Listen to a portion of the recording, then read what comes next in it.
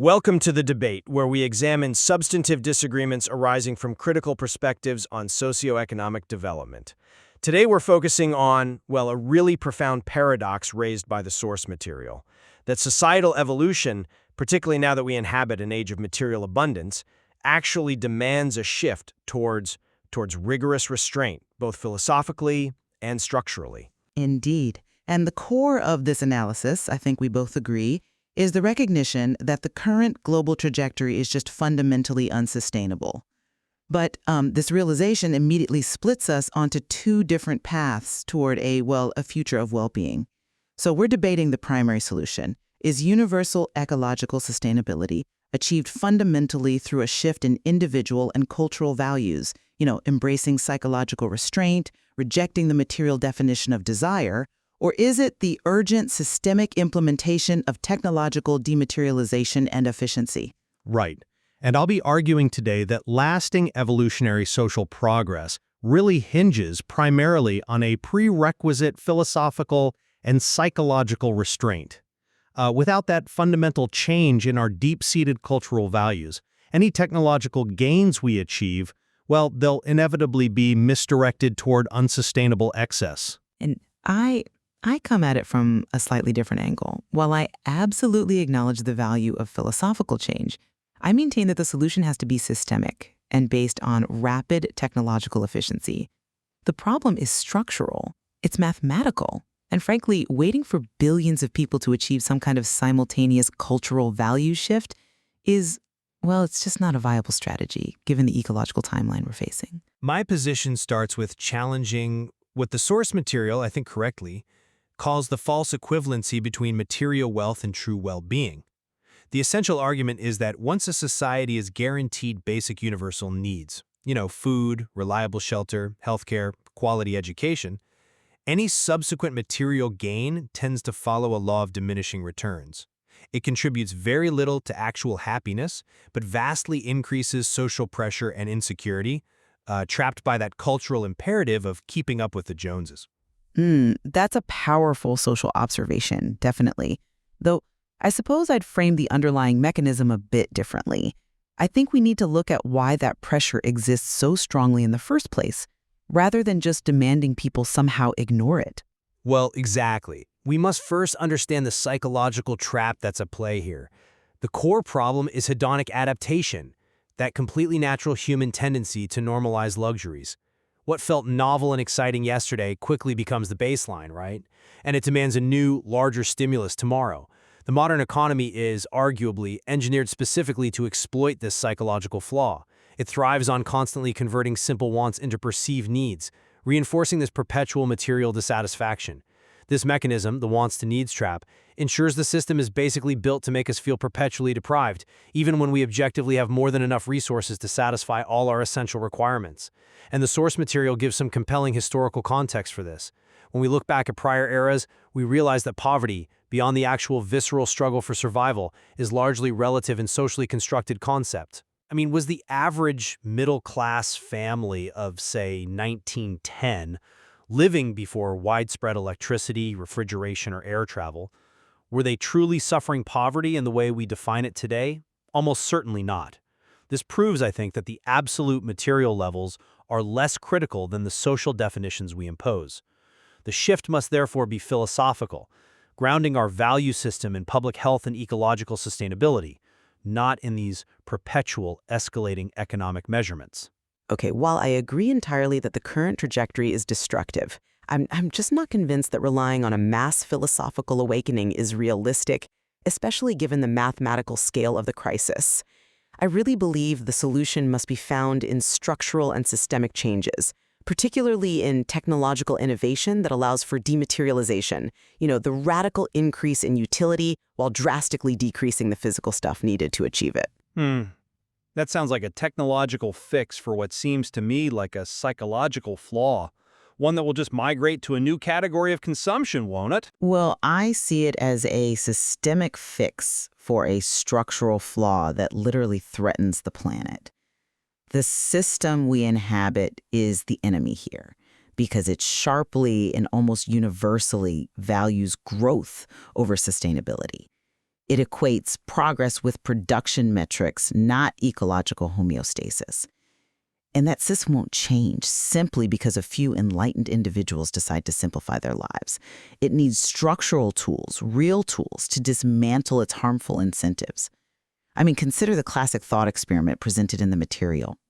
What if every single person on Earth attempted to live exactly like the upper middle class in, say, the United States today? The planet's resource base and its waste sinks would just collapse, figuratively overnight. The current lifestyle of the wealthy is mathematically unsustainable, even if you keep the current global inequality intact. This proves, pretty definitively, I think, that individual restraint alone is just insufficient to solve a problem defined by hard mathematical limits. Yes, that's a powerful argument regarding the mathematical limits. The scale of the crisis is undeniable. But I still believe your system fix overlooks the initial driving force behind why the system operates that way. Look, the goal should be to achieve high standards of living with a near-zero environmental footprint through innovation. Think about how streaming dematerialized vast libraries of physical media, right? CDs, DVDs, all gone. Or how shared autonomous electric vehicles could dematerialize billions of privately owned cars sitting idle most of the time.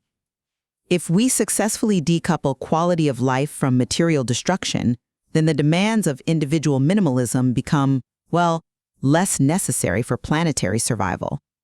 Efficiency equals freedom, the freedom to live satisfying lives without the existential weight of planetary destruction, regardless of whether that satisfaction is ultimately found in material comfort or some non-material experience. I understand the attraction of technological optimization, I really do, and the speed it promises. But we have to immediately address the first point of conflict, the feasibility of overcoming these inherent psychological flaws through system change alone. I must press the point that technological solutions, while absolutely crucial for logistics, potentially fail to address the underlying psychological flaw, that wants trap needs trap. Okay, but what does that look like in practice then? If we innovate a perfect, circular, zero-impact economy, what psychological flaw is left that causes systemic harm? It's the moving goalposts. That's the issue. Even if we invent a hyper-efficient system that costs the planet virtually nothing in, say, carbon terms, the cycle of hedonic adaptation will simply find new ways, often non-material, to create perceived scarcity and dissatisfaction. People will start competing on scarcity of experience, exclusivity of access, or status defined by some technological niche pushing the boundaries of consumption into whatever new space is available. True abundance, I believe, is defined by recognizing sufficiency and cultivating restraint, not by endlessly accommodating opulence, even if that opulence is theoretically sustainable. If the default setting for humanity remains perpetual dissatisfaction and seeking the next normalized luxury, then the political and cultural will required for true deep dematerialization will always be weak, always easily corrupted by the growth imperative. I appreciate the nuance on the psychology. I do, but where does that leave us practically? I'm sorry, but I just don't buy that the prerequisite for system change is this mass societal conversion to psychological restraint. Relying on billions of individuals to somehow collectively reject culturally engineered desires it feels politically and socially unrealistic. We are talking about surviving the next 50 years, perhaps less, not achieving some slow generational revolution in personal piety. The more effective focus must be on ensuring that the pursuit of modern standards, even if, yes, it's driven by keeping up with the Joneses pressure, is fully and structurally decoupled from ecological damage. If technology provides a high quality of life with near-zero impact, then the value system has effectively evolved through action by making sustainability mandatory for survival, rather than through some mass philosophical conversion. We're using constraint as a tool here, not promoting it as a religion. But this immediately raises our second point of conflict, defining progress and the role of growth. You are rightly highlighting the explicit critique in the source material. Endless economic expansion without ecological constraint is suicidal. We both agree that the system must be dismantled because it values short-term growth over long-term stability. You accept that growth does not equal progress, so the fundamental reform must happen structurally to impose those ecological boundaries. Exactly. Okay, I agree entirely with the critique of equating progress with production metrics. But I argue that this destructive growth system is maintained precisely because individual and collective adherence to material definitions of success persists. A philosophical shift, therefore, is the prerequisite for voting for, demanding, and supporting the very technological and policy shifts you advocate.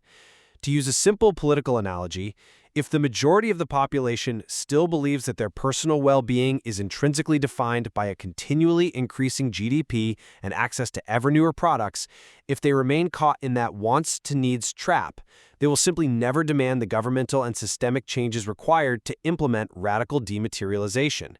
They'll elect politicians who promise more material growth, thereby ensuring your technological efficiencies are just monetized and misdirected towards more consumption. Without valuing sustainability and public health above production, the system will always find ways to exploit perceived new needs. But aren't we risking a bit of circular reasoning here? Does the philosophical value system need to change the economic system first? Or does the system need to change first to enforce new behaviors and thus create new values? I'm arguing the latter is faster and, frankly, more reliable. Let's look at the sheer scale again. If we achieve a technological breakthrough tomorrow, say cheap, abundant, zero-carbon energy for everyone, that removes the carbon constraint, fantastic. But if the underlying psychological impulse for excess remains unchanged, we will simply burn that cheap energy creating hyper-luxury items and consuming other finite materials until we inevitably hit the next ecological limit, perhaps fresh water scarcity, critical mineral depletion, or catastrophic biodiversity loss. We need to impose not just technological fixes, but a guiding philosophical framework that understands abundance is balance, not limitless excess. Okay, but this brings us directly to the third contention, doesn't it? The primacy of the value system versus the hard ecological constraint. Exactly. I insist that a grounded value system, one rooted in sustainability and sufficiency, is required to guide innovation effectively. If the value system is fundamentally wrong, still equating production with progress, even the most advanced technology will be profoundly misdirected. Think of it this way. We could potentially develop hyper-efficient systems dedicated entirely to delivering 100 times the luxury we think we need. Private, personalized space travel powered by clean fusion energy, for example. While the carbon footprint might be low, the resource extraction, the space debris generated, the industrial waste for manufacturing, it will just create massive environmental stress in new forms. The technology doesn't police itself. The cultural values must guide it towards sufficiency and public good rather than private excess. I see why you think that. I do. But I have to challenge the framing that we have the luxury of waiting for this cultural and philosophical enlightenment to occur first. The collapse we face, or are starting to face, is mathematical. It's physical, not primarily psychological. The sheer scale and the velocity of the environmental impact demand that technology and immediate system change take precedence, simply because they operate faster and arguably more reliably than cultural reform has ever demonstrated throughout history. When I talk about structural reform, I mean imposing hard, non-negotiable ecological constraints, like robust cap and trade systems that actually bite, strict resource depletion limits across the board, or maybe taxing material throughput rather than income. This is about enforcing ecological homeostasis, about maintaining the planet's stable, supportive environment, regardless of individual aspiration or desire. Sustainability is survival, fundamentally. Ignoring ecological balance is inherently doomed, regardless of how psychologically well-adjusted individuals are or how many mindfulness apps they might use. We need ecological constraints imposed structurally, yes, and then technological innovation to meet high standards of living within those constraints. The system dictates behavior far more powerfully than we often admit, and only then, perhaps, do values truly shift, because people realize that the old materialist values simply don't work anymore in the new reality. Which ultimately requires a deep philosophical acceptance of those constraints by the population, doesn't it?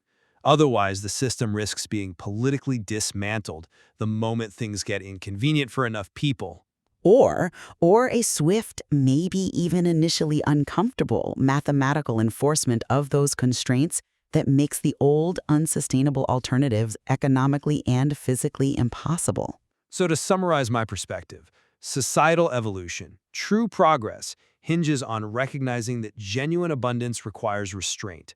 A fundamental philosophical shift away from equating material gain with well-being is, I believe, the only sustainable way to defeat the wants to needs trap and create the necessary political and cultural space for meaningful, lasting systemic reform. And I'll restate that while values are undoubtedly important for navigating a post-scarcity future, the immediate and primary challenge is the stark mathematical unsustainability of the current economic structure. This demands rapid systemic reform and technological dematerialization as the absolute first line of defense.